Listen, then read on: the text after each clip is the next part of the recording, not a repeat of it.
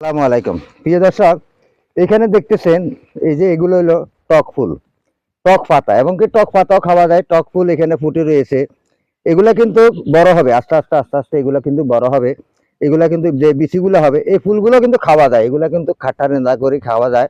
আর এই যে পাতাগুলা দেখতেছেন, এই পাতাগুলা কিন্তু মাছের সাথে রান্না করে খাওয়া যায়। এর ভিডিও আমি আগেও দিয়েছি, কারণ আমার ওইখানে চট্টগ্রামের ওইখানেও আপনার এই এই টক পাতা কিংবা টক ফুল আছে। এই যে দেখতেছেন কি সুন্দরভাবে ফুলগুলা ফুটে রয়েছে এখানে, এই কিংবা ফুলগুলা বিচিগুলা হবে এখানে।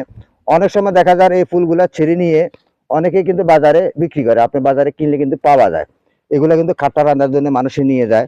আপনারাও ইচ্ছা করলে এইভাবে লাগাতে পারেন। দেখেন কত সুন্দর, কত সুন্দরভাবে এই গাছটা দেখতে অনেক সুন্দর। লাল গাছ, গাছ লাল এবং কি ফুলগুলা লাল। পাতাগুলা কিন্তু মাছের সাথে, ছোট মাছের সাথে কিন্তু এই ফুলগুলা পাতাগুলা কিন্তু রান্না করে যা খাওয়া যায়।